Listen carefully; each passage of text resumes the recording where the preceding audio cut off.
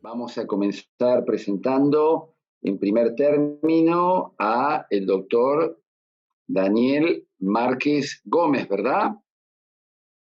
Al querido doctor Daniel Márquez Gómez, vamos a presentarlo. Lo primero que voy a decir es que se trata de una persona que se encarna en él, en primer lugar, una persona magnánima, una persona a quien conozco también de hace muchos años, merced a mi querido amigo Miguel Alejandro. Es un gran ser humano, pero además de eso, el doctor Daniel Márquez Gómez resume en sí lo más granado de la filosofía y del derecho público. Siempre sus exposiciones nos enriquecen enormemente y son enormes disparadores. Por eso es que yo vivo realmente como un privilegio poder presentarlo.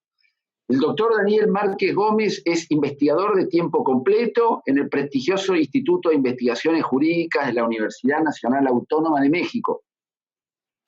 Es miembro del capítulo México de la Organización Europea de Derecho Público y de la Asociación Mexicana de Derecho Administrativo.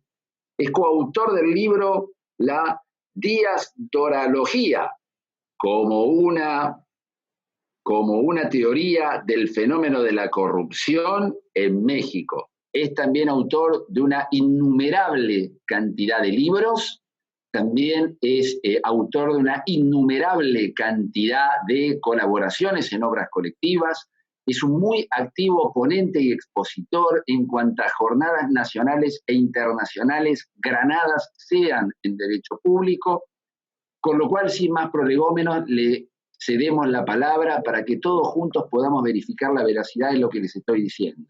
Uno de los grandes placeres de la vida es escucharlo al querido amigo Daniel. Por favor. Pues muy buenas tardes a todas y a todos. Es un privilegio estar en este seminario convocado por mi querido amigo Miguel Alejandro López Olvera y mi no menos apreciado amigo don Isaac Augusto Dansky. Por cierto, trae ahora usted un look muy científico. No le conocía esa barba que ya pinta canas, pero bueno, se advierte que está usted colocándose en la dimensión no solamente de acreditar con conocimiento, sino con imagen también, su gran valor como jurista y como científico. De verdad, un saludo entrañable para usted, queridísimo amigo. Voy a tratar de no agotar la paciencia de ustedes y desde este punto de vista intentaré suscribirme a los 15 minutos que me concedieron. Quizás lo primero que yo tendría que decirles es que el derecho en general pues está pensado para momentos de normalidad, cuando las cosas se mantienen desde un punto de vista de estabilidad. Si esto lo consideramos de manera concreta, sí, podríamos decir que la normalidad, ¿sí?, sirve de regla o norma, o se utiliza como factor de apreciación de un algo, de una conducta, o sea, es algo que se ajusta a normas. Sin embargo, estamos frente a una emergencia de tipo sanitario. Esta palabra en el latín medieval, sí, se relacionaba con lo que sale del agua, con lo que se eleva, con lo que se muestra.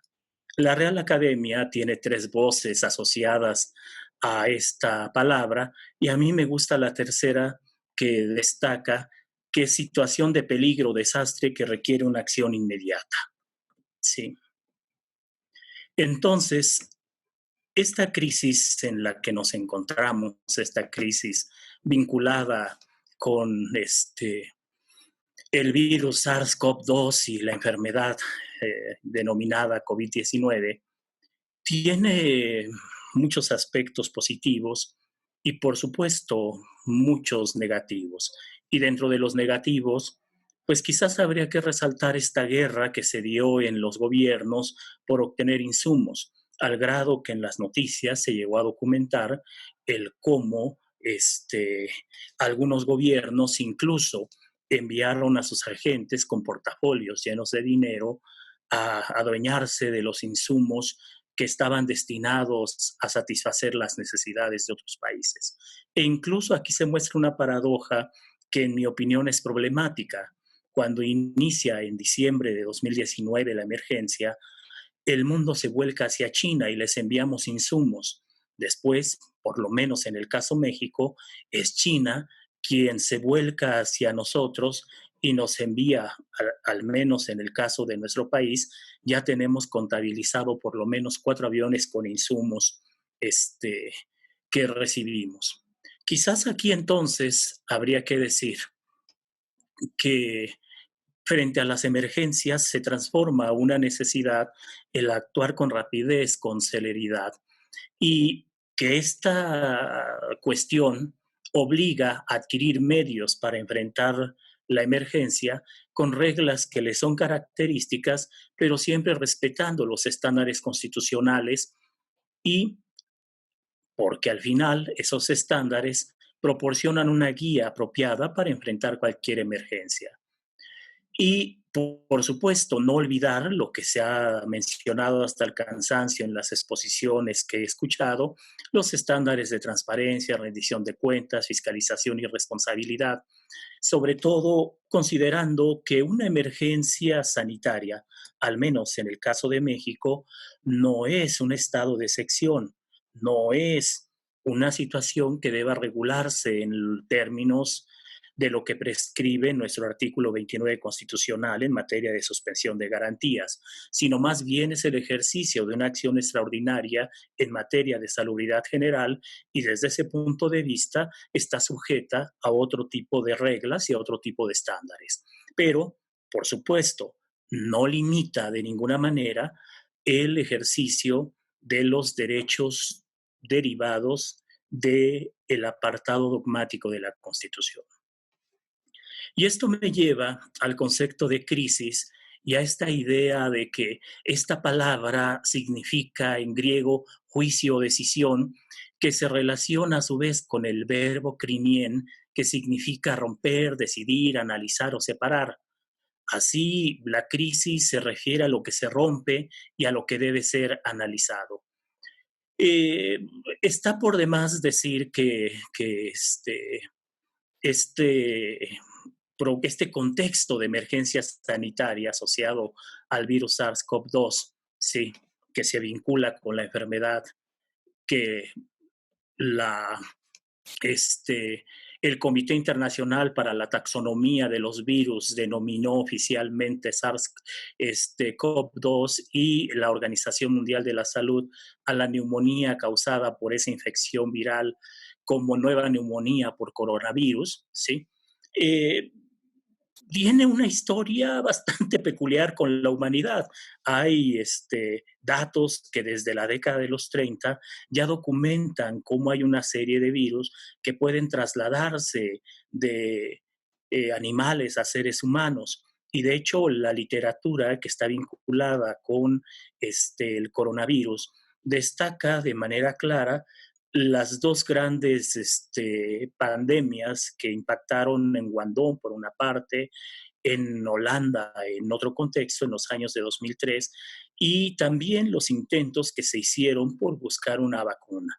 Quizás lo que habría que decir es que este no es un nuevo virus, quizás es una nueva cepa de coronavirus, y bueno, que ahí habría que dejar en claro que esto provoca una situación que parece interesante por el papel que ha jugado la Organización Mundial de la Salud, sobre todo a partir de esta decisión que toma de, en enero primero de aludir a, a la emergencia de salud pública de importancia internacional y después el aceptar la recomendación del director general de la Organización Mundial de la Salud, declarando que el brote de coronavirus constituye una emergencia de salud pública de importancia internacional. El fundamento con el cual se genera esta determinación es el Reglamento Sanitario Internacional. A mí me llama la atención porque este Reglamento Sanitario Internacional no es un tratado internacional, no es una herramienta jurídica que esté validada en términos de la teoría de fuentes de los estados. México es parte de este reglamento sanitario, de los firmantes de este reglamento sanitario internacional. Y en el apartado de definiciones, este reglamento alude al evento extraordinario, ¿sí?, que constituye un riesgo para la salud pública de otros estados a causa de la propagación internacional de una enfermedad y que podría exigir una respuesta internacional coordinada. Y por riesgo para la salud pública se entiende la probabilidad de que se produzca un evento que pueda afectar adversamente a la salud de las poblaciones humanas, considerando en particular la posibilidad de que se propague internacionalmente o pueda suponer un peligro grave y directo. Algo que a mí me llama la atención es esta idea que está presente en el artículo tercero de ese Reglamento Sanitario Internacional, en el numeral 1, en el apartado de principios, que dice claramente: la aplicación del presente reglamento se hará con respeto pleno de la dignidad, de esto que se habló tanto en la exposición de Isaac y de don Pablo Cabral, ¿sí? Se hará con respeto pleno de la dignidad, los derechos humanos y las libertades fundamentales de las personas. Y es ahí donde yo entro en una especie de crisis, porque esta emergencia, esta pandemia sanitaria, nos muestra una inversión sustancial de los valores en los tratamientos de las enfermedades contagiosas de estas características. Normalmente se aísla a quienes están enfermos, no se aísla a quienes están sanos. Y aquí con el pretexto de el tema de la propagación, pues bueno, nos aislaron a los que estábamos sanos. Y desde ese punto de vista, pues habría que analizar, una vez que esta emergencia se da en sus contextos de alarma, habría que analizar si lo que se hizo estuvo o no apegado a la legalidad. Y esto me lleva a un tema muy interesante que aquí se ha hablado de la cuestión del caso fortuito y de la fuerza mayor. Yo diría que al menos en el caso mexicano, en términos del artículo 2111 del Código Civil Federal, hay una cuestión muy clara en lo que se refiere al caso fortuito. Es, las personas pueden hacerse responsables o se les puede responsabilizar por caso fortuito cuando aceptaron esa responsabilidad o cuando esta responsabilidad se les impone por ley. Y aquí hay un tema que me parece interesantísimo. ¿Cuál es el tema? La Ley General de Salud en México es clara y deja en claro que tenemos una serie de autoridades sanitarias en el país, el Consejo General de Salubridad, el propio presidente de la República y, por supuesto, a la Secretaría de Salud. Y además tenemos lo que se llama la acción extraordinaria en materia de salubridad general. A mí, y les diría con mucho aprecio, me sorprende de manera un tanto ingrata el que no se tenga muy claro que en el caso de los servidores públicos hay una obligación de apegar sus conductas a lo que se ha denominado el principio de legalidad o de juridicidad y el cuidar, el garantizar el derecho humano a la salud en términos del artículo cuarto de la Constitución, pues evidentemente que está asociado a ese contexto de responsabilidades que aceptan los servidores públicos en términos del elemento ético que está derivado del artículo 109 de nuestra propia Constitución, que los obliga a pegarse a la legalidad, pero que además los obliga a pegarse a la eficiencia, a la eficacia, a la honradez, etcétera, etcétera.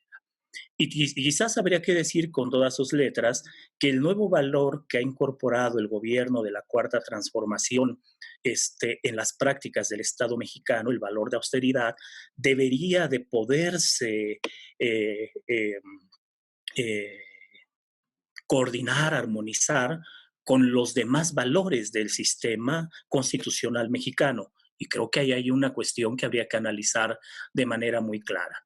Ahora, tenemos una base constitucional en el artículo 73, fracción 16, sobre todo en las fracciones segunda y tercera, que le permiten a la autoridad sanitaria dictar inmediatamente las medidas preventivas indispensables, luego obliga a que esas medidas sean sancionadas por el presidente de la República, y esto se deriva de la idea de deber que está delimitado en esta base segunda del artículo 73, fracción 16 de la Constitución, y destaca además el carácter ejecutivo de la autoridad sanitaria y la obligación a cargo de las autoridades administrativas del país de obedecer sus disposiciones, lo que implica que aquí tendríamos un caso concreto de reglamento constitucional para enfrentar una emergencia sanitaria.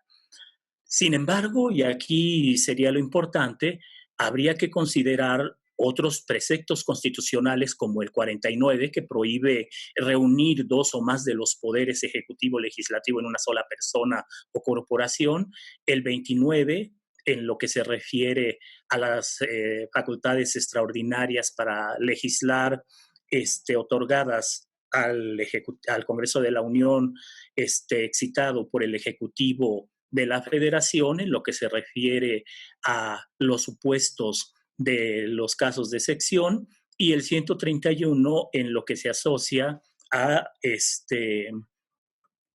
el tema de comercio exterior. Ahora, la Ley General de Salud en materia de acción extraordinaria, en materia de salubridad, pues destaca una serie de aspectos que son muy importantes, como el que tiene que ver con el papel coordinado que tienen que seguir diversas autoridades, ¿sí? La obligación que tiene el Ejecutivo Federal de declarar mediante decreto la región o regiones amenazadas que queden sujetas a la acción extraordinaria en materia de salubridad general, ¿sí? También, cuando desaparezcan estas causas, la obligación de declarar cuál es la región que queda sujeta a esa acción extraordinaria en materia de salubridad general, o cuáles son las zonas en las que se levanta, ¿sí? Y la autoridad ejecutiva de esa acción extraordinaria en materia de salubridad general es la Secretaría de Salud, al menos en México, y se le permite integrar y mantener capacitadas y actualizadas brigadas especiales, encomendar a las autoridades federales, estatales y municipales y a los profesionales técnicos y auxiliares de las disciplinas para la salud actividades que sean necesarias, y además se le permite obtener la colaboración de los particulares, dictar medidas sanitarias relacionadas con reuniones de personas, entrada y salida de ellas en las poblaciones y con los regímenes higiénicos especiales. Y aquí se ve claramente que el derecho humano del que puede disponer la Secretaría de Salud son dos: el derecho humano de tránsito y el de reunión, ¿sí? Regular el tránsito terrestre, marítimo y aéreo, y disponer de los medios de transporte propiedad del Estado y del servicio público, ¿sí? Para enfrentar eso, utilizar libre y prioritariamente los servicios telefónicos, telegráficos y de correo, así como las transmisiones de radio y televisión y las demás que determine la Secretaría. Ahora, aquí habría que decir que el régimen de contratación administrativa en general, en época de emergencia, no deroga el régimen constitucional general, ¿sí? Habría que dejar en claro que la Constitución y sus normas secundarias son la base de la actividad administrativa que realiza el Estado, e incluso en las emergencias el Estado está sujeto a la legalidad. Un tema muy importante en el artículo 29 es que la legalidad, ¿sí?, no se puede suspender como derecho humano, ni tampoco las garantías judiciales vinculadas a esta legalidad. Quizás habría que decir que desde la monarquía francesa se reconoce un derecho a la administración pública para contratar en caso de urgencia, ¿sí? Hay toda una institución vinculada a esta idea de los trabajos públicos que realizaba el cuerpo de ingenieros, y habría tres clases de contratos: el de marcha de trabajos públicos, el de marge sacré y la concesión de trabajos públicos. Y es el de marge sacré, en donde se permite precisamente el contratar en caso de urgencia. En este sentido, nuestra Constitución, en materia de principios, destaca en el 109 la idea de eficiencia como capacidad para realizar o cumplir adecuadamente una función, la idea de eficacia como capacidad para producir el efecto deseado o ir hacia determinada causa, el 134, que al menos los juristas mexicanos conocemos muy bien, que alude a cómo deben ejercerse los recursos económicos con eficiencia, eficacia, economía, transparencia y honradez, y satisfaciendo los objetivos a los que están destinados, que las adquisiciones, arrendamientos y enajenaciones de todo tipo de bienes o la prestación de servicios de cualquier naturaleza y la contratación de obra, ¿sí?, se harán a través de este mecanismo que es la licitación o vía sus excepciones, ¿sí? Y siempre se deberá garantizar al Estado las mejores condiciones disponibles en cuanto a precio, calidad, financiamiento, oportunidad y demás circunstancias pertinentes. También dice aquí que cuando estas licitaciones no sean idóneas, ¿sí?, la ley establecerá las bases, procedimientos, reglas y requisitos. Y bueno, como ejemplo, la ley de adquisiciones, arrendamientos y servicios del sector público tiene dos mecanismos que son la invitación a cuando menos 3 personas o la adjudicación directa como excepciones a la licitación pública.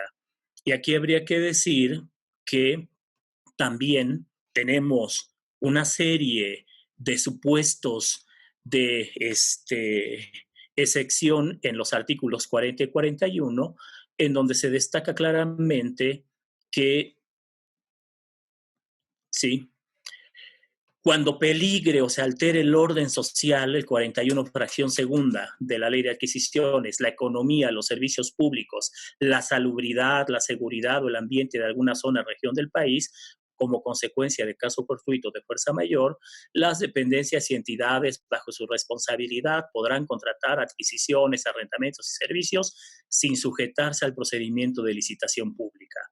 Y el 41, fracción quinta, dice derivado del caso fortuito, fuerza mayor, cuando no sea posible obtener bienes o servicios mediante el procedimiento de licitación pública, también se puede acudir a este mecanismo, ¿sí?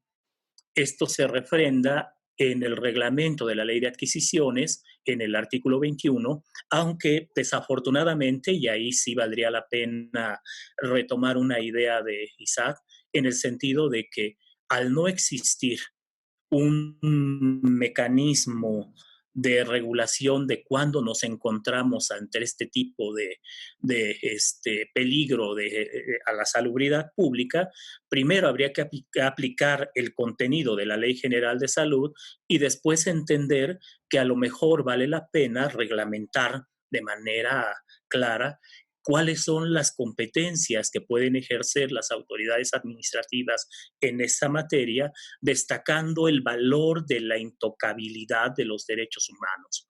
Eso para mí es importante.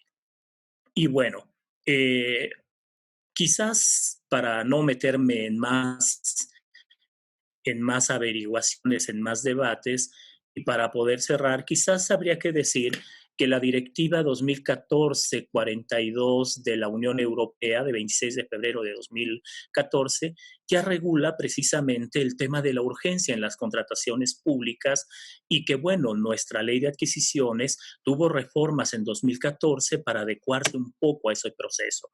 Entonces, para cerrar y ya me excedí 7 minutos, me disculpo con ustedes, pues habría que decir que en este momento de emergencia, tanto sanitaria como económica, donde también vemos con preocupación la gran cantidad de empleos que se pierden asociado de alguna otra medida, crisis cuyo origen está en el uso de la máquina de hacer dinero por una parte y por la otra en esta problemática asociada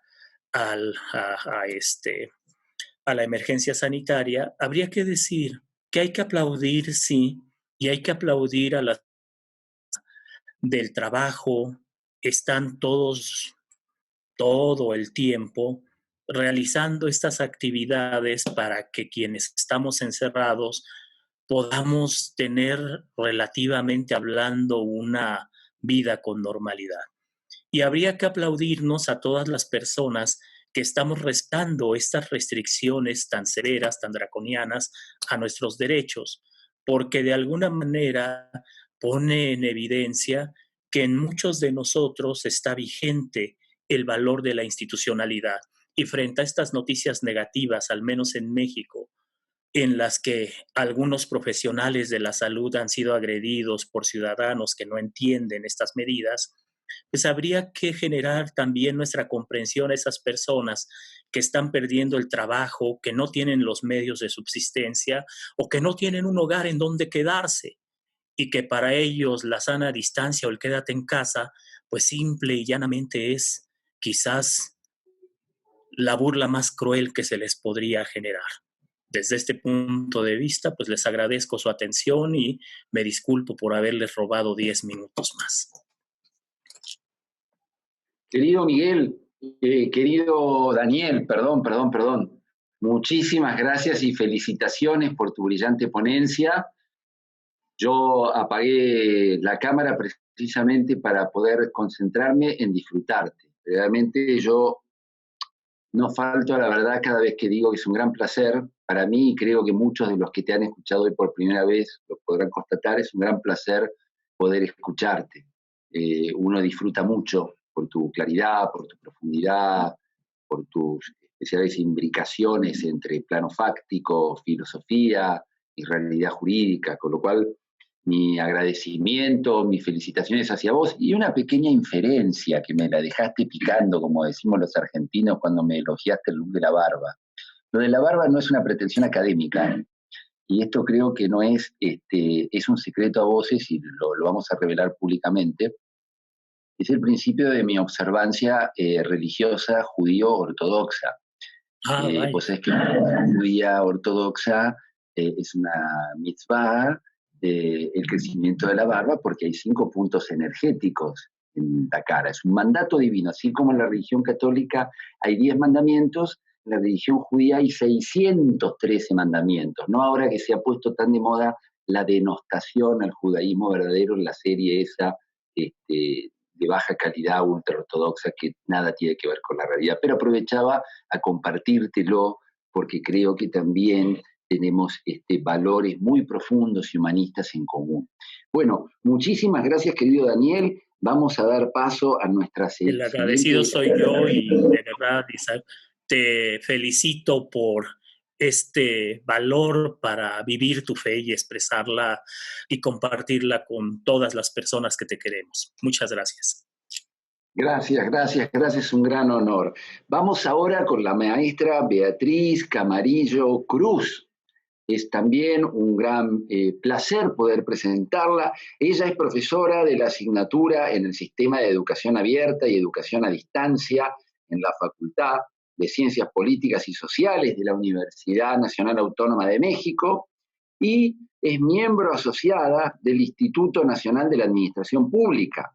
La maestra Beatriz Camarillo Cruz es coautora del libro La diasdorología de como una teoría del fenómeno de la corrupción en México y por consiguiente va a ser muy valioso poder compartir con ella estas palabras que ahora seguidamente nos hará el honor de impartir.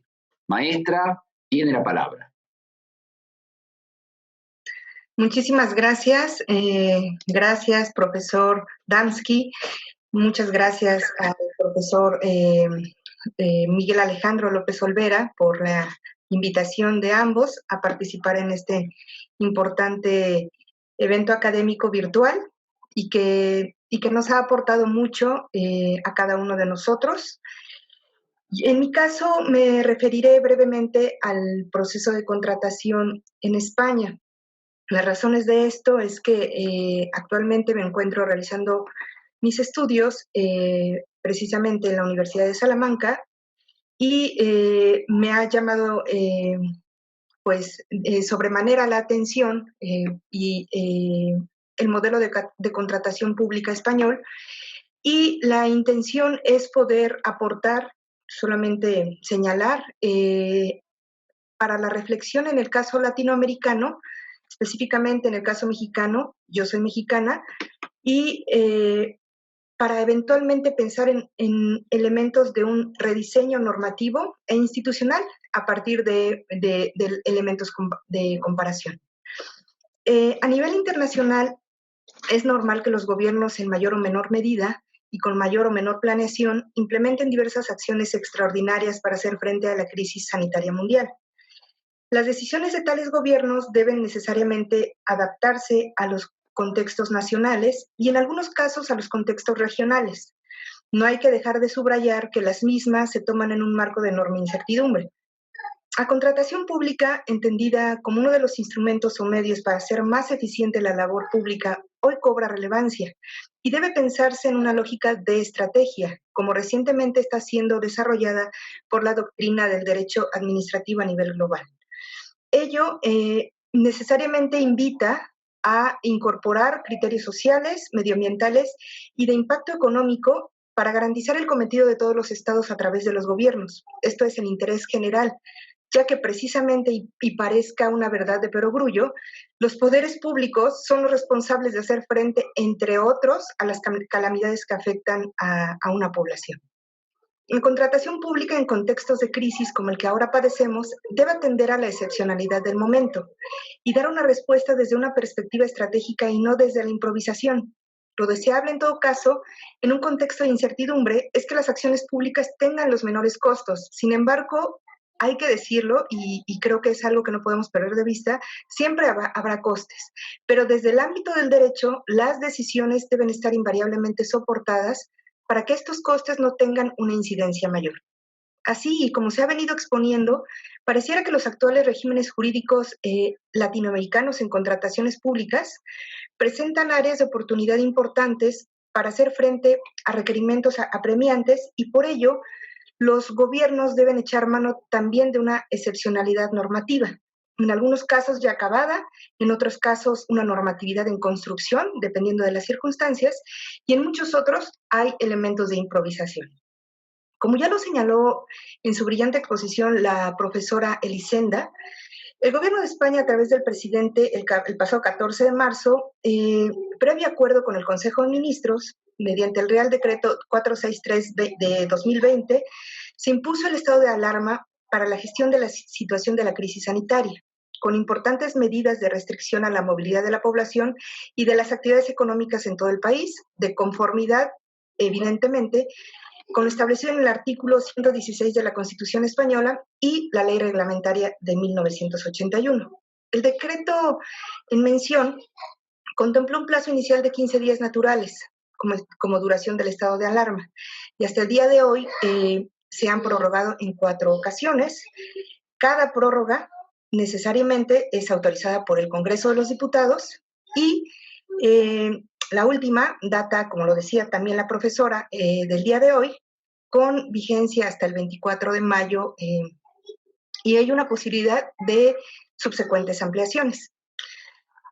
Como lo señaló en su brillante exposición también el profesor López Olvera, esto es especialmente relevante, pues en México, de manera lamentable, no existe una legislación contundente. Y como recientemente lo señaló el profesor Daniel Márquez, un maestro y muy querido amigo, no existe una seguridad jurídica aparentemente suficiente para hacer frente a la actual crisis sanitaria, pues la emisión del acuerdo por el que se declara como emergencia sanitaria o lo que nosotros identificamos como el acuerdo fundante, donde se declara por causa de fuerza mayor a la epidemia de enfermedad generada por el virus, fue emitida por el Consejo de Salubridad General y simplemente pareciera que no es suficiente para hacer frente a la enorme cantidad de actuaciones públicas y supuestos que deben contemplarse, no a manera de recomendaciones, como está plasmado, sino de directrices de actuación claras y eventualmente obligatorias. En España, en virtud de que este decreto de alarma, la máxima autoridad es el presidente del gobierno y delega en 4 autoridades las funciones para la atención de la crisis, en 4 ministros: Defensa, Interior, Transportes, Movilidad y Agenda, y el ministro de Sanidad. Existen numerosas medidas. La más evidente es la limitación obligatoria a la circulación de las personas y cierre en la circulación en carreteras, en algunos tramos, suspensión de actividades educativas de manera obligatoria, culto, cierre al público de locales comerciales minoristas, bibliotecas, entre otros. Sobre la base del decreto de estado de alarma, se ha emitido una cantidad importante de normatividad excepcional durante la crisis. La sistematización periódica de esta legislación en España corre a cargo de la Agencia Estatal Boletín Oficial del Estado, el BOE, y aproximadamente desde el 10 de marzo la legislación emitida o actualizada como consecuencia de la emergencia ronda cerca de 150 documentos normativos de nueva emisión, ya sea de reforma, de adición, etc. Entre ellos, la citada declaración de emergencia del 14 de marzo y también las figuras, cerca de 15 figuras con rango de ley, sin contar los múltiples documentos normativos al nivel de las comunidades autonómicas.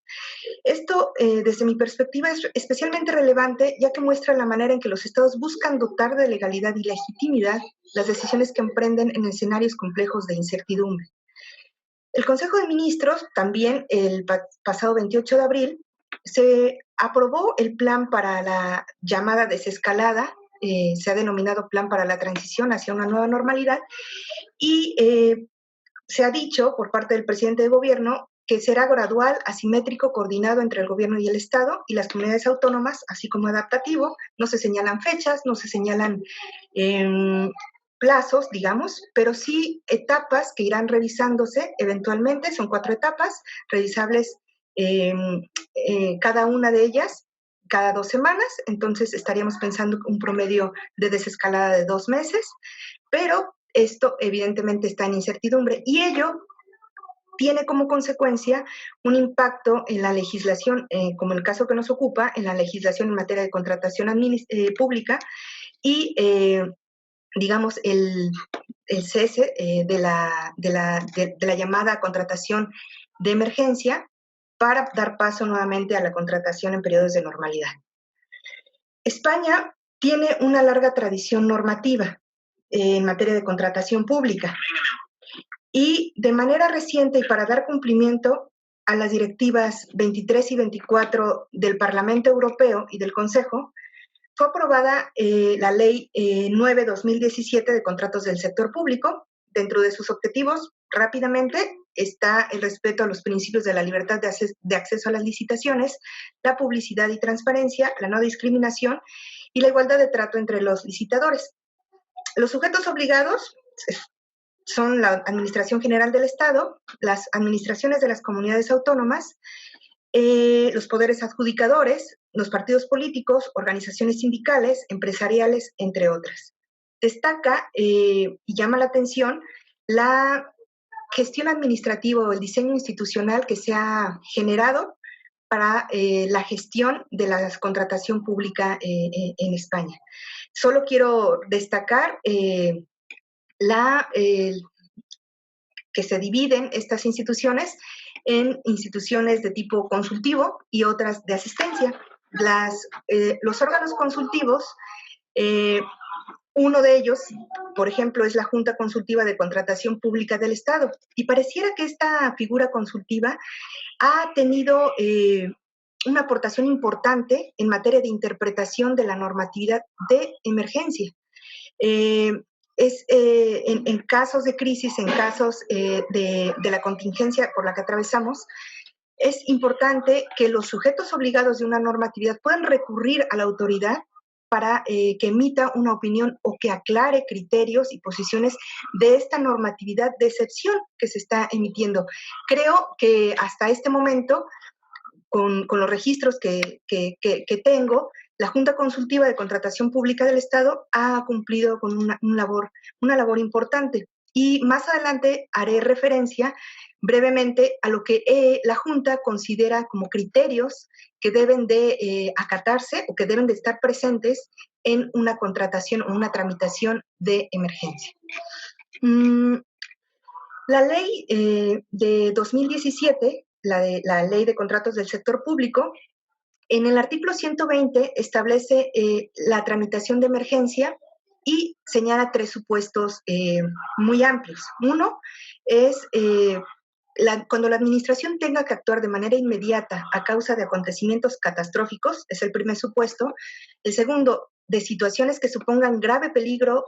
Y el tercero, de necesidades que afecten la defensa nacional, se establece el procedimiento a seguir, es decir, la tramitación de emergencia.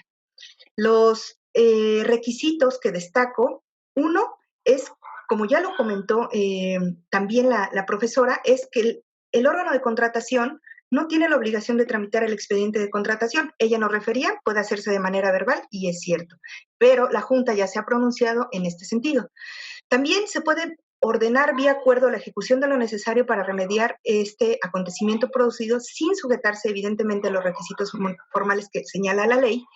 Y en caso, y esto es importante, que no existan recursos suficientes asignados al órgano de contratación en cuestión, se procederá a su dotación de conformidad con lo establecido en la Ley General Presupuestaria de España. Finalmente, otro de los supuestos es que si el contrato se celebra por la Administración General del Estado, los organismos autónomos, entre otras entidades, los mismos deben dar cuenta de dichos acuerdos al Consejo de Ministros en un plazo máximo de 30 días.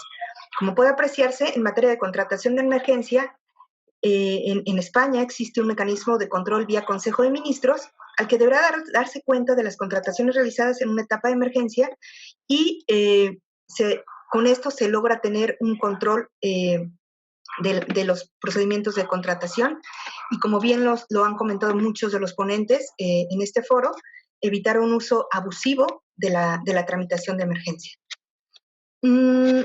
Dentro de este contexto se han publicado diversos textos normativos.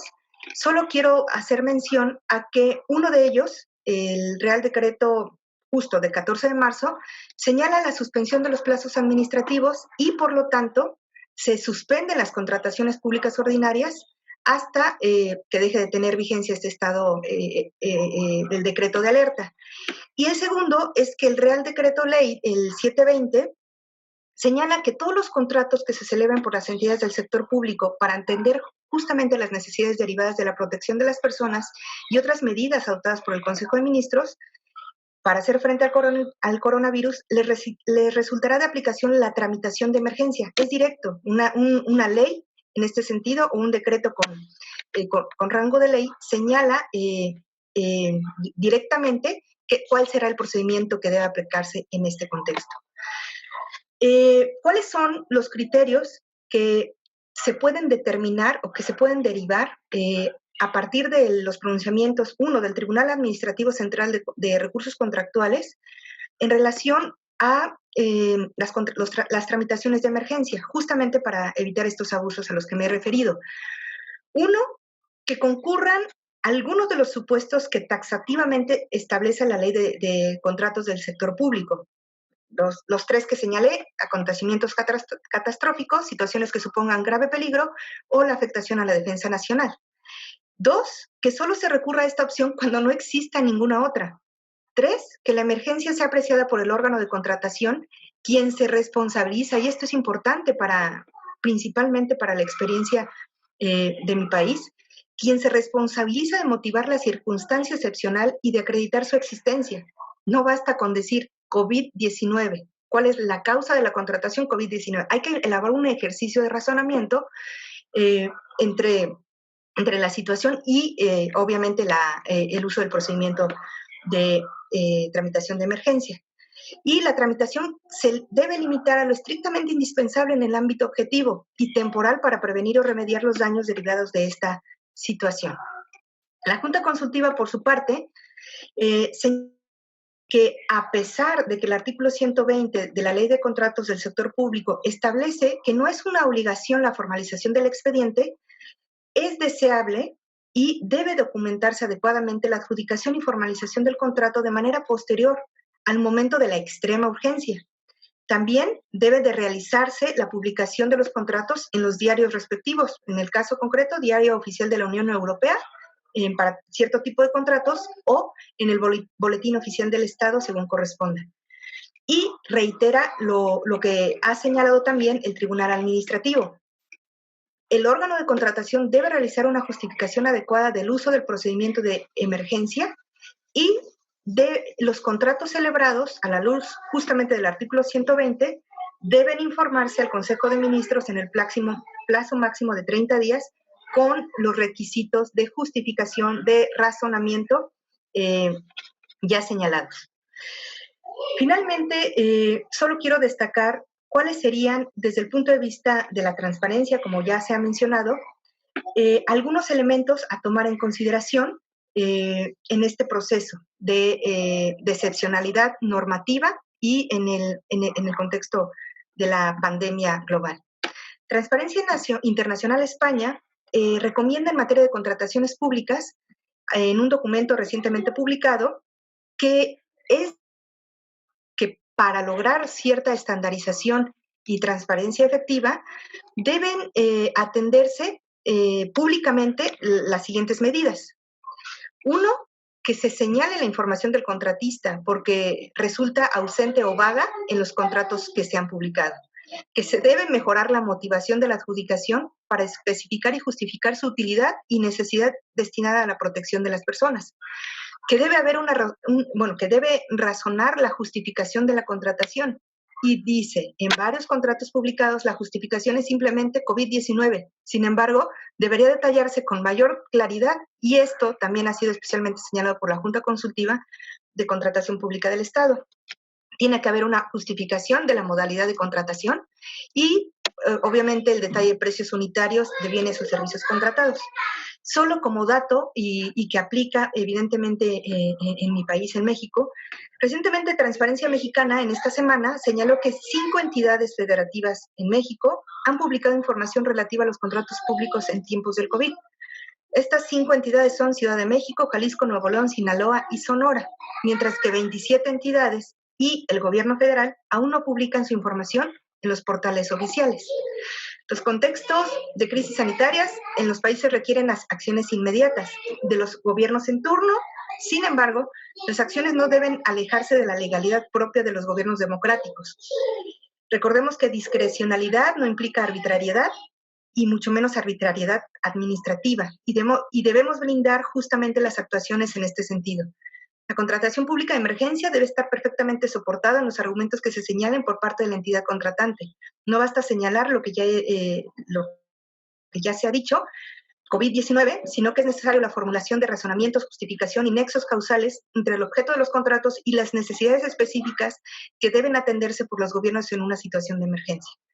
Además del contexto de incertidumbre propio de un estado de emergencia o excepción, como el que actualmente atravesamos, la complejidad de las actuaciones también viene acompañado de otros problemas, por ejemplo, la inseguridad y la delincuencia estructural. Vaya tema o vaya temas que tenemos. Finalmente, y si fuese posible hablar de una época post-COVID, estamos obligados a realizar una reflexión seria acerca de los posibles escenarios en el mediano plazo, de la posibilidad de recurrencia de este tipo de crisis. Algunos hablan del próximo verano, algunos hablan del próximo invierno, algunos otros que dentro de 10 años veremos algo parecido. Finalmente, los daños generados que se han provocado de esta pandemia deben pensarse o reflexionarse seriamente, y en materia de contrataciones, pues tenemos áreas de oportunidad para incentivar, como ya lo comentó también el profesor Cancino, procedimientos electrónicos de una manera estratégica, pues tal como se destaca en una de las orientaciones, por ejemplo, de la Comisión Europea, podríamos pensar en la adquisición de bienes y suministros, sí, pero desde otra perspectiva. Por ejemplo, no solo centrarnos en la adquisición de los equipos de protección individual o los famosos EPIs, sino también pensar y reflexionar desde los gobiernos y desde los responsables de realizar las contrataciones, tal vez en otros temas. Si no se adquieren los EPIs, podrían eventualmente pensarse en compras de productos de desinfección que sean amigables con el medio ambiente, etcétera. Bueno, el tema es pensar estratégicamente las compras públicas, incorporando necesariamente criterios sociales y medioambientales. Pues muchísimas gracias. Muchísimas gracias, apreciada maestra Beatriz. Muchísimas gracias por su exposición, brillante, clara, sintética. Para nosotros es sumamente importante y sumamente enriquecedor en esta mesa. Vamos, como el tiempo está apremiando, vamos a presentar a nuestro siguiente ponente. Le agradecemos nuevamente, maestra Beatriz Camarillo Cruz, le agradecemos nuevamente y vamos seguidamente a presentar a alguien muy querido aquí en Argentina, muy querido en América Latina, muy querido en todos lados, porque es un gran ser humano y porque es un enorme jurista.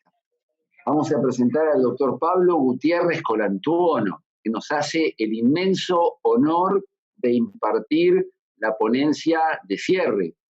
El doctor Pablo Gutiérrez Colantuono es actualmente el presidente de la Asociación Argentina de Derecho Administrativo y es además director de la carrera de especialización en Derecho Administrativo de la Universidad Nacional del Comahue, en Argentina, en su provincia, la provincia de Neuquén. Es presidente de la Asociación Argentina de Derecho Administrativo, esto ya lo hemos dicho, es autor de múltiples artículos y libros, pero especialmente quiero destacar un libro de él, que es Administración Pública, Juridicidad y Derechos Humanos, porque ha sido una obra en la cual él ha abierto también un camino en el que vamos todos transitando. El profesor Gutiérrez Colantuono es miembro del prestigioso Foro Iberoamericano de Derecho Administrativo, es miembro también del prestigioso Instituto de Política Constitucional de la Academia Nacional de Ciencias Morales y Política, es miembro también, junto con quien les habla, de la antigua y muy querida Asociación de Derecho Público del Mercosur, y también el doctor profesor Gutiérrez Colantuono es consultor del Lawfare Institute, ¿no?, que tiene mucha actuación en la investigación de estos procesos de lawfare o de persecución judicial a funcionarios en América Latina.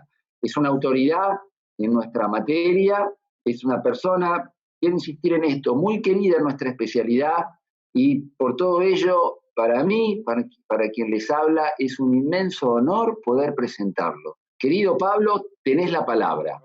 Muchas gracias. No se alcanza a ver, pero después de todo lo que dijo Isaac, que es un gran amigo, por eso la subjetividad con la que expresó todo, uno queda absolutamente colorado, ¿no? Pero vamos a tratar primero de agradecer, para ser un poco prolijos, y realmente, Miguel Alejandro, verte desde aquí, hacía tiempo que no nos cruzábamos. Tengo muy buenos recuerdos de algunos espacios que hemos compartido hace mucho tiempo. Hoy hablabas de Agustín Gordillo, de aquel derecho a la emergencia, de aquella jornada del 2000, me acordaba perfectamente, era como si estuviésemos reviviendo aquello que contabas tan claramente de aquel episodio de la historia argentina, ¿no? Y agradecerte a vos, agradecerles a todas las personas que han compartido estas jornadas, este seminario, estas reflexiones recíprocas para escuchar, para pensar. Agradecerle a Isaac nuevamente, a ambos por la coordinación y por la generosidad. Yo esto quiero destacarlo, la gran generosidad de habernos convocado porque piensan que algo podemos aportar, ¿no? Y creo que simplemente podemos aportar interpelaciones, Isaac, que más de una vez lo hemos conversado, de poder seguir pensando, ¿no? Ahí lo veo a Pablo, a quien estimo muchísimo, Pablo Cabral, un gran amigo y que está desarrollando una gran tarea en esta etapa nueva de la Argentina, de la escuela, de abogados, de la abogacía, de la Procuración del Tesoro de la Nación, y así en tantos otros amigos y amigas que nos vamos cruzando en estos pasillos del derecho, ¿no? Los pasillos del derecho administrativo, que por algo hemos elegido el derecho administrativo, el derecho público y no otras ramas del derecho. Tiene sus explicaciones seguramente en la vocación y en la convicción, en la vocación y en la convicción, donde convivimos distintas maneras de pensar y sentir, distintas ideologías, pero siempre con esa pasión y esa convicción. Y esto me parecía importante destacarlo, Isaac, porque me parece que es un punto de comunión, de encuentros en momentos complejos, ¿no? De convicciones en las miradas distintas que podamos tener, pero siempre en el respeto de las distintas opiniones. En estos tiempos se habla mucho de solidaridad, de cooperación. Rafael Valim, otro gran amigo de Brasil, ha hablado también algunos puntos de esto, junto con varias de las exposiciones. Y la solidaridad se practica con quien piensa distinto. La solidaridad se practica con quienes venimos de trayectos distintos. Y creo que ha sido absolutamente agotado el tema de las contrataciones, por lo menos las exposiciones que yo he alcanzado a escuchar. No he podido escuchar todas porque estoy en función de gobierno, en donde estoy trabajando en la provincia de Neuquén dentro de la Argentina, así que eso me tiene muy, muy ocupado, pero sí he podido escuchar algunas de las intervenciones y creo que el tema contrataciones públicas ha sido profundamente tocado, ¿no? A mí me gustaría en estos breves minutos, tanto Miguel Alejandro como Isaac, y me avisan donde me extiendo innecesariamente, ponerlo en un contexto por ahí, ¿no? Contextualizarlo y decir si por allí estamos diciendo que de esta realidad, de esta nueva realidad, no vamos a salir iguales que hemos ingresado a este proceso, la pregunta sería si el derecho administrativo va a salir de la misma manera que ingresó. Si este derecho administrativo se enfoca como ciencia social y el estudio es en gran parte las relaciones de la humanidad, las relaciones del Estado en tanto articulador y quien satisface el bienestar general, si el estudio de las funciones de una porción de este Estado que lleva adelante las administraciones públicas y otros terceros, que por cometidos públicos delegados por leyes desarrollan actividad administrativa, si vamos a salir de la misma forma que hemos ingresado. Si las categorías jurídicas del derecho administrativo, entre ellas la contratación administrativa, va a salir de la misma manera que ingresó el derecho administrativo de las contrataciones públicas en esta realidad que nos toca vivir. La respuesta claramente es no.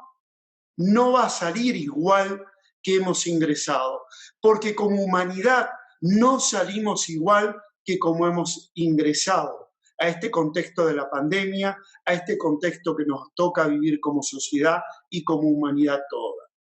Por eso me da la sensación que hablar de contrataciones públicas es hablar, ya en un sentido más amplio, de un derecho administrativo que se va a nutrir de algunos conceptos distintos. Yo no me animo a llamar principios, reglas o ponerle nombres a esto, pero sí conceptos para tratar de interpelarnos y de preguntarnos. ¿Cuáles serían esos conceptos, ideas que aparecen nutriendo esta nueva realidad, en este nuevo aparecer del Estado en esta realidad? Sin lugar a dudas, si lo miramos contextualmente desde el mundo, podemos preguntar si vamos a trabajar desde el escenario de la multilateralidad en vez de la globalización. Y hablar de multilateralidad no es igual que hablar de globalización, por lo menos para algunas voces, para algunas personas que estamos tratando de pensar algunas categorías del derecho. Entonces, ¿hablo de un derecho administrativo global o hablamos de un derecho administrativo multilateral? ¿Hay diferencias en estas expresiones? ¿Podemos investigarlas? Hablamos de un derecho administrativo a nivel multilateral que pareciera ser que se va a apoyar más en la cooperación que en la imposición geopolítica. Esto, dicho muy rápidamente, habría que ponerlo en pausa, ¿no? Para volverlo a pensar. ¿Es un derecho administrativo de la cooperación o es un derecho administrativo de la imposición en el mundo internacional? En el mundo interno doméstico del derecho administrativo, ¿es un derecho administrativo que va a seguir preguntándose si la solidaridad es un principio general, es un valor, es una regla o simplemente es una pauta orientativa? ¿O ya tenemos conciencia suficiente que la solidaridad es un principio general que aplica al derecho público y al derecho administrativo? ¿Estamos de acuerdo en esta tesis o no estamos de acuerdo? ¿Qué valor le damos a la solidaridad? ¿Qué valor le damos a esto que está por todos los países o gran mayoría de los países circulando, que cuando pensamos la intervención del Estado, por ejemplo, en las relaciones privadas, en mutuos hipotecarios, para dar un ejemplo, cuando interviene el Estado por normas, principios y reglas que el Estado constitucional de derecho le permiten, interviene en la vida de los contratos privados, la intervención de esa vida, por ejemplo, en mutuos hipotecarios, se hace bajo el concepto del esfuerzo compartido. Esta idea de esfuerzo compartido es trabajada por el derecho administrativo para iluminar o ilustrar sobre principios o valores como la equidad o la justicia. Hoy hablaba Isaac, refería a algún maestro de él de la escuela del justnaturalismo, ¿no? Yo lo escuchaba. Bueno, tenemos ya hace tiempo que el justnaturalismo y el justpositivismo se han encontrado, se han fundido en zonas de intersección en algunos de estos valores que algunos los entendemos en los pactos regionales o tratados internacionales de derechos humanos y derechos fundamentales. La justicia como tal que nos permite alumbrar un derecho administrativo mirado desde esta idea del esfuerzo compartido. ¿Es posible incorporar la mirada del esfuerzo compartido en la contratación pública, por ejemplo, cuando seguramente va a haber distorsión de esos contratos a partir de esta emergencia o urgencia, como cada uno lo quieran llamar? ¿Puedo aplicar el criterio del esfuerzo compartido, de la solidaridad, para ver la equidad de la decisión que toma el Estado en esta intervención permitida? Hoy hablaban también, y aquí se ha hablado suficientemente, de la emergencia que no es estado de excepción. Esto en clara alusión a algunos países o algunos sistemas constitucionales que se fugan desde el sistema constitucional democrático hacia zonas ni democráticas ni constitucionales. No hay que confundir estado de excepción desde ese lado con emergencia y urgencia, que sí es posible desde el Estado constitucional y social de derecho. La emergencia, la urgencia es constitucionalidad, es mirada de la democracia dentro de nuestros propios sistemas. No es autoritarismo en la administración pública, es autoridad. En el marco de lo que varios hemos dicho, y que creo que viene bien repetirlo, y que lo ha dicho tanto la Corte Interamericana de Derechos Humanos como la Comisión Interamericana de Derechos Humanos en sendas resoluciones y recomendaciones firmadas al numeral 1 del 2020, donde nos recuerdan que la emergencia y la urgencia solo es posible dentro del Estado democrático y constitucional de derecho en el respeto y la exteriorización y realización de los derechos fundamentales. ¿Cómo? A través de los principios tan trabajados y que fueron mencionados de temporalidad, de proporcionalidad, de legalidad y de finalidad legítima que estamos persiguiendo con estas medidas. Esta proporcionalidad, esta razonabilidad, esta legalidad, este fin legítimo dentro de un Estado constitucional y democrático, es el que nos habilita a la emergencia y la urgencia. Pero esta emergencia y urgencia se resuelve dentro de las propias medidas del Estado constitucional. No digo nada nuevo, pero creo que hay que refrescar lo que esa contratación administrativa de excepción, de esa contratación directa que yo escuchaba, Isaac hacía ahí un matiz diciendo la contratación directa no supone, en palabras de Isaac, no supone una no comparación de ofertas, ¿no? Hoy hablaba de esto, de la contratación directa, Isaac, y también lo mencionaban ustedes, de cómo se ha logrado en distintos países a través de la protección de la política de salubridad, que es lo que determina la emergencia y la urgencia, bueno, matizar los procedimientos de contratación. Se habla de procedimientos de contratación ágiles, eficientes, eficaces, por sistemas remotos. Bienvenida sea la contratación electrónica. Si esto nos ha llevado a modernizar a las administraciones públicas en la contratación electrónica, en la contratación remota, pues es una buena noticia porque estamos modernizando nuestras administraciones públicas. ¿Lo hacemos quizás de una manera desordenada en esta emergencia? Puede ser en algunos países, no en todos los países, porque hay países que ya tenían estos dispositivos, ¿no? Pero esta contratación de emergencia o esta contratación de urgencia, de infraestructura, de insumos en salud pública, por ejemplo, para dar un rápido ejemplo, debe respetar esta plataforma de constitucionalidad de emergencia y urgencia. Y debe respetar los controles administrativos, internos y externos. Porque ese control externo va a mirar la excepcionalidad de las circunstancias que apalancan la emergencia y la urgencia. Ese control interno y externo van a mirar la adecuación de medios afines, que no es otra cosa más que lo que se dijo de la proporcionalidad y la razonabilidad. Y también van a poder controlar la finalidad legítima de la decisión adoptada en esa contratación pública.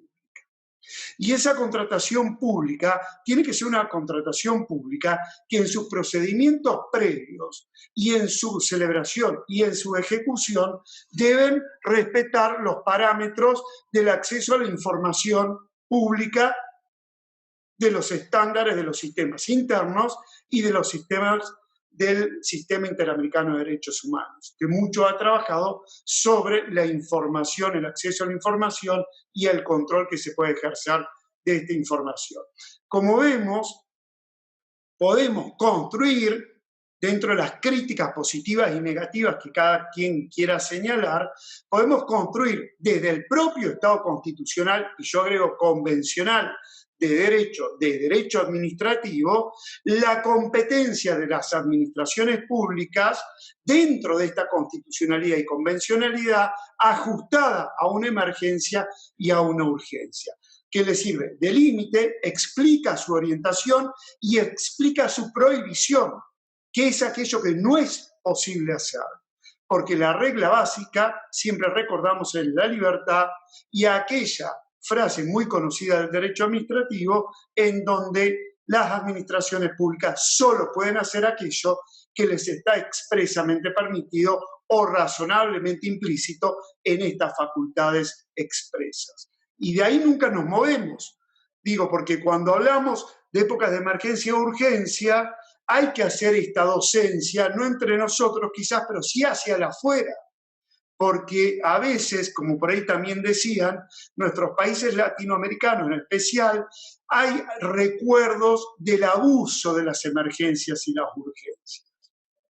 Y Pablo decía, esto es como aquello que veníamos analizando, que era de manual de los libros que nunca aparecía. Lamentablemente apareció, ¿no? Lamentablemente apareció, ¿no? Y hoy sí, no hay dudas que es técnicamente desde lo jurídico una emergencia y o una urgencia, según aquello que califican cada uno de los ordenamientos jurídicos. ¿Por qué insisto o hago tanto énfasis en emergencia y urgencia? Porque a veces hay ordenamientos jurídicos constitucionales que si yo tengo una emergencia tengo determinadas herramientas jurídicas. Si tengo una urgencia tengo otras herramientas jurídicas. distintas. Entonces, no siempre emergencia y urgencia, los ordenamientos jurídicos lo miran desde las mismas herramientas jurídicas posibles para intervenir.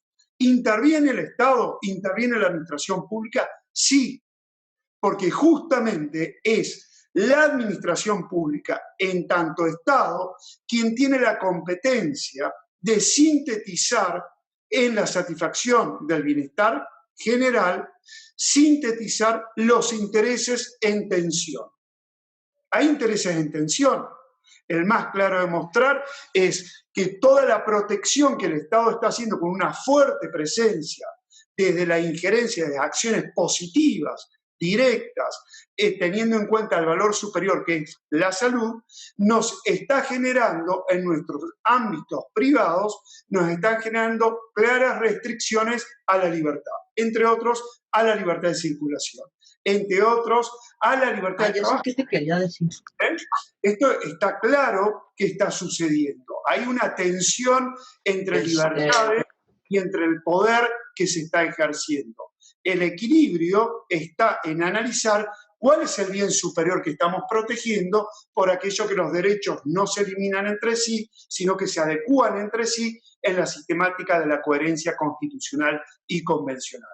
Pero vuelvo a insistir, esto que parece teoría, cuando vamos a analizar si una contratación pública de emergencia o urgencia es legal, pues tenemos los criterios que ya hemos hablado, de proporcionalidad, razonabilidad, legalidad, legitimidad, adecuación a una finalidad pública. Pero en este contexto, en donde vemos claramente resentidas zonas de las libertades individuales, colectivas también, porque se está priorizando un bien mayor. ¿Cuál es el bien mayor?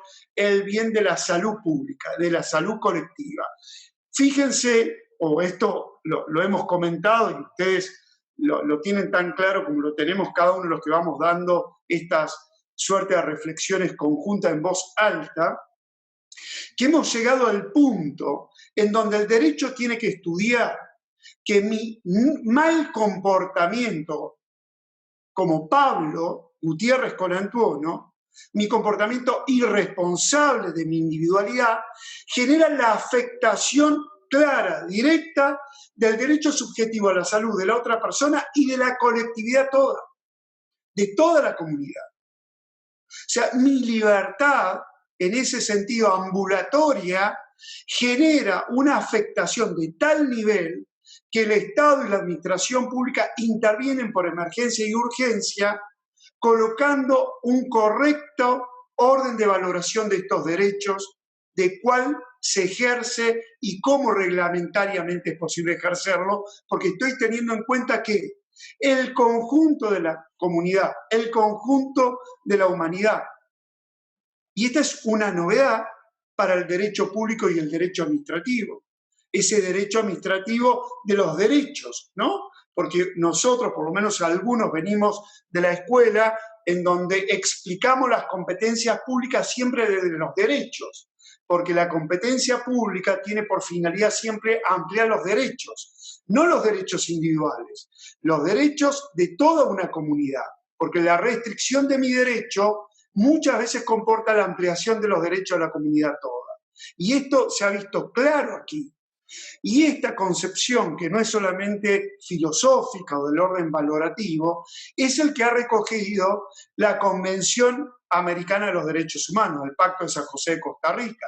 Pues si ustedes la repasan, tienen un capítulo específico referido a los deberes, donde nos habla que todas las personas tenemos deberes para con nosotros, para con nuestra familia, para con nuestra comunidad, para con nuestra humanidad. Está dicho textual. Y este es el límite o la explicación a los derechos desde la mirada individual.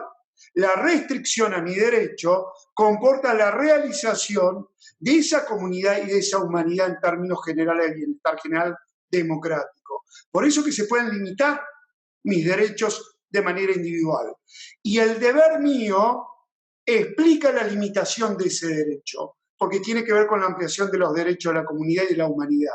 Por eso hablamos de derechos en dimensión individual, colectiva y de los derechos en dimensión de la humanidad toda. Este es el Pacto de San José de Costa Rica también. En mi caso, me he dedicado a tematizarlo siempre del impacto de la Convención, siempre del impacto de más derechos, de derecho a los derechos, del derecho a nuevas garantías, como también hoy se explicó claramente. Pero no tenemos que dejar de olvidar que esta Convención habla de deberes. Y así como habla de derechos, habla de deberes.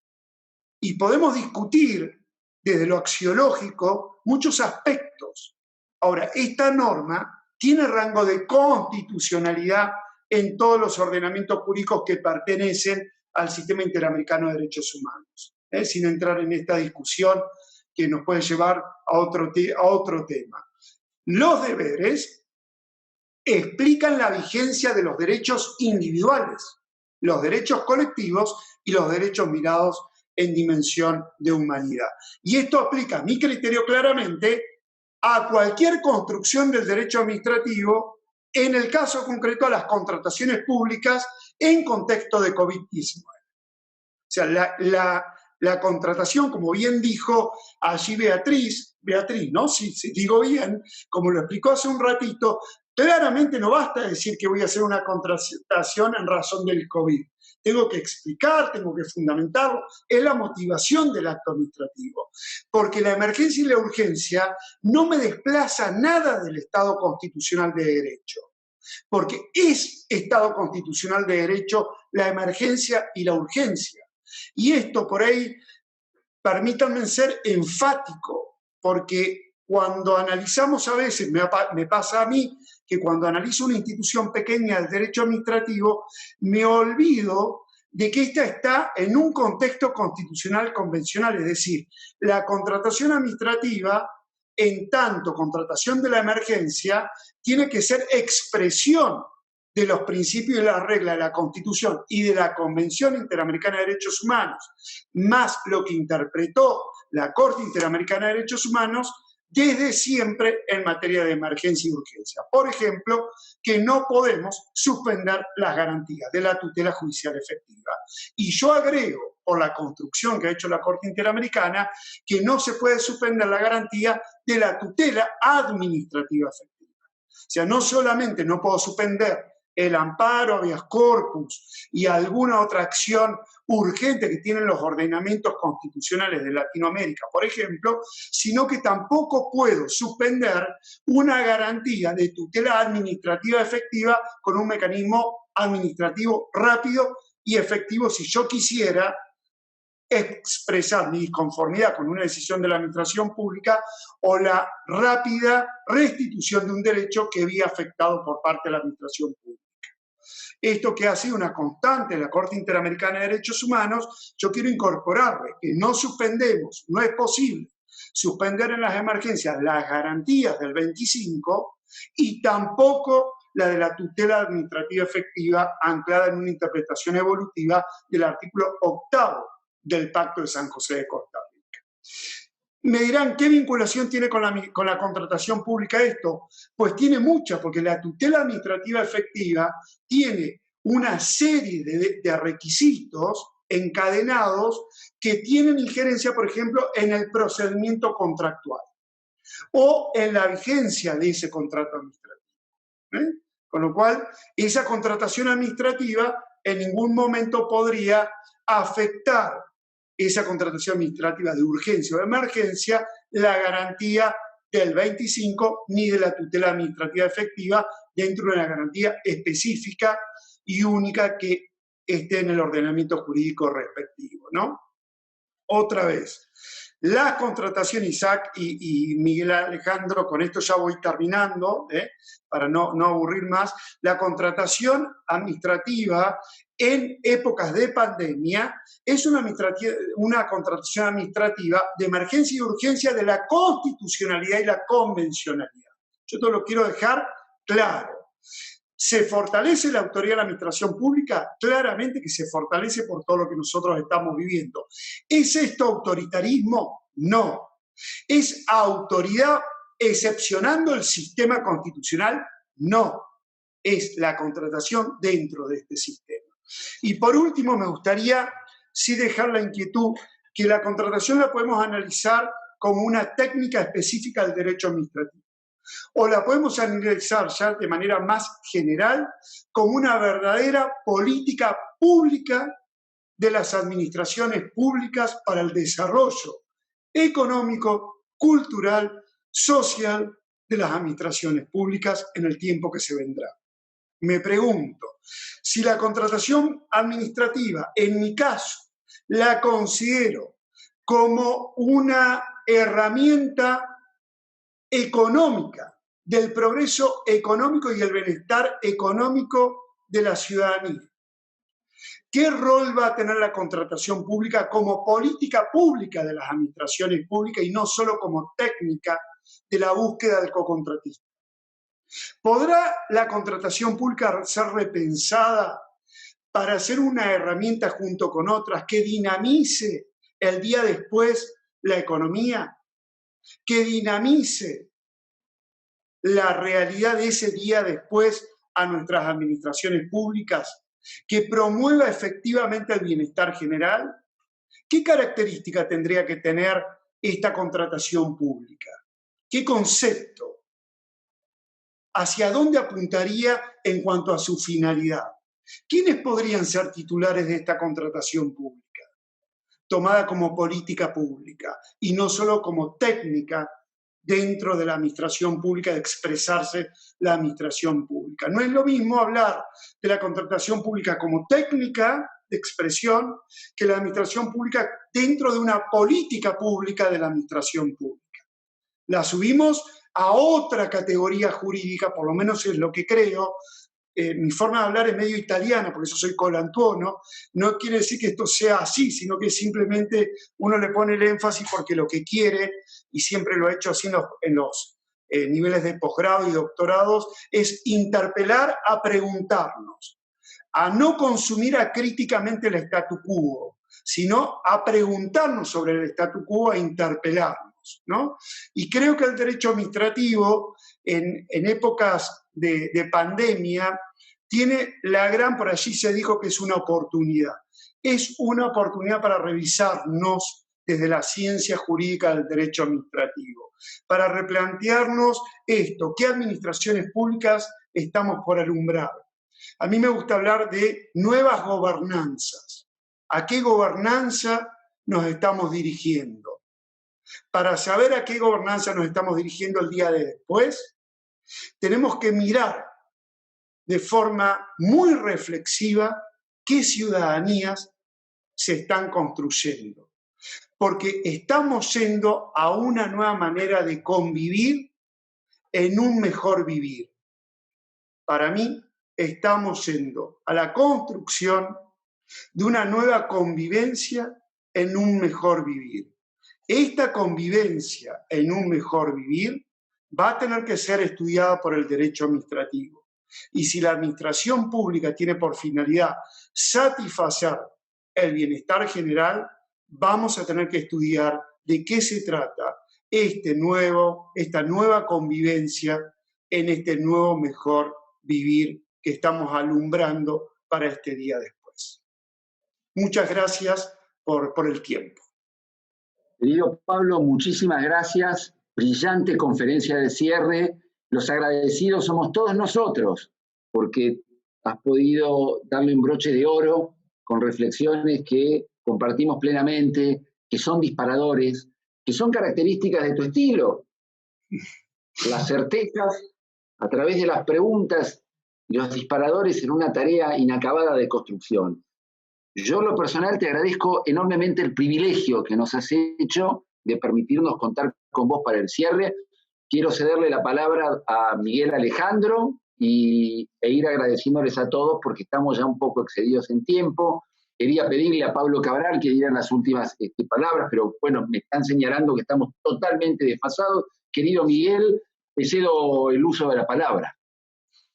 Muchísimas gracias. Ha sido una gran jornada, un gran seminario enriquecedor y también evidenciador de todas las realidades que estamos viviendo en el mundo bajo esta pandemia y los resultados y también algunas de las perspectivas que tenemos para cuando esto se termine.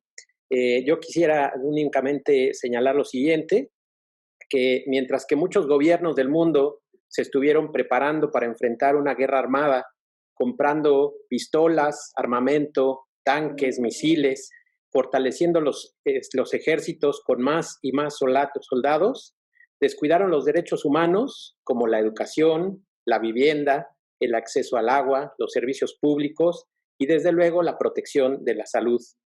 Los controles que aparecen en nuestros ordenamientos, por cierto, muy debilitados ya desde antes de la pandemia de la COVID-19, ahora el virus SARS-CoV los ha dejado casi moribundos al evidenciar su vulnerabilidad y su ineficacia ante una situación como la que nos ha confinado en nuestras casas.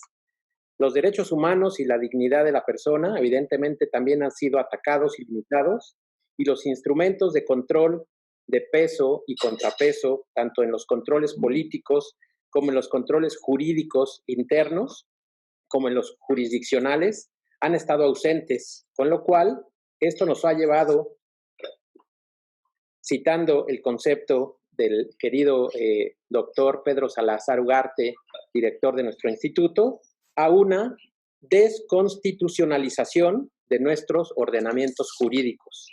Esto también se refleja en las contrataciones públicas, en donde los únicos actores han sido los gobiernos y los contratistas, y han dejado de lado, literalmente guardados en casa, a nosotros, los ciudadanos, ya que aunque advirtamos situaciones o actos de corrupción, el sistema político y jurídico no nos permite y nunca nos ha permitido el de acudir a los tribunales para demandar o pedir justicia.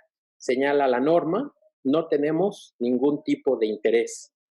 Celebro la realización de este seminario, en el cual, sin lugar a dudas, nos ha dado un gran panorama de lo que sucede en el mundo, de lo que los especialistas observan viene en esta y en otros temas al terminar esta emergencia. Muchísimas gracias a todos los asistentes. Muchísimas gracias a todos y cada uno de las ponentes y de los ponentes, al profesor Espiridón, al doctor Pedro, a los queridos amigos y colegas María del Carmen, Manuel, Rafael, Elisenda, José, Pablo Cabral, Henry, Rodolfo, Jimena, Patricia, Emanuel, Mauricia, Daniel, Beatriz, querido Pablo, y desde luego, muchísimas gracias, querido Isaac, porque hemos logrado reunir a especialistas de los dos continentes para discutir un tema muy, muy importante para nuestros países y que seguramente de este seminario saldrá una publicación o varias publicaciones que ya estamos preparando para que las ideas que aquí se expresaron puedan tal vez ser retomadas por nuestros gobiernos y por nuestros legisladores. Muchísimas gracias a todos. Ha sido una gran experiencia, una nueva experiencia el poder tener un seminario virtual con un tema muy, muy importante. Gracias, buenas tardes. Dos últimas ideas. Miguel, felicitaciones. A modo de conclusión y en 30 segundos. Lo que nos planteó Pablo Gutiérrez Colantuono me reconecta con dos cosas que yo he dicho y quiero volver a decir. Y están vinculadas con un pensador que no hemos citado hoy y que yo lo quiero citar en el cierre. Y es la obra de Carlos Cárcova, en la celebradísima obra de él, La opacidad del derecho. Porque Carlos Cárcova allí nos plantea que los abogados, especialmente los formados en mi época, en la última parte del siglo XX, estamos formados para operar la legalidad, pero para no criticar los fundamentos de legitimidad que nos vienen siendo dados. Y yo creo que hoy los ponentes condensaron en esto último que has presentado, Pablo, en punto a la posibilidad de pensar algo distinto. Y esto es importante, porque voy a volver a citar ese pensamiento de Emile Cioran, ese Brocardo, cuando él decía que no son los males violentos los que nos marcan, sino los males sordos, persistentes, insistentes y por ello asfixiantes. estos que se incorporan a nuestra rutina para paralizarnos y que nos minan meticulosamente en el tiempo. Por eso es que creo que esta pandemia es también una gran posibilidad en la cual nos planteaba Pablo, el derecho administrativo debiera salir distinto. Yo creo que hay dos grandes órdenes de proposiciones que debemos de compartir y que nos sirven para hacer carne esta proposición de Carlos Cárcova, ¿no? Discutir los fundamentos de legitimidad.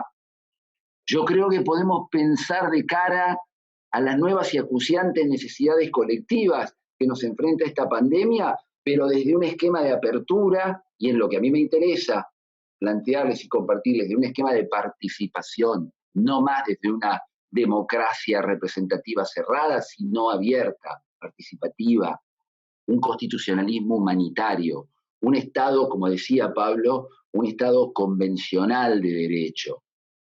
Y esto tiene una contracara, la posibilidad de resistir pacíficamente a los cánones tradicionales de ese siempre renovado y muy peligroso y siempre vigente derecho del poder que se sirve y prescinde al mismo tiempo de los postulados constitucionales para reducir al derecho a un mero instrumento elegantemente arropado en civilinas formulaciones clásicas esgrimidas desde una erudita argumentación hegemónica. Yo creo que podemos y debemos imaginar un abordaje humanizador del derecho administrativo. Esta pandemia es un gran disparador.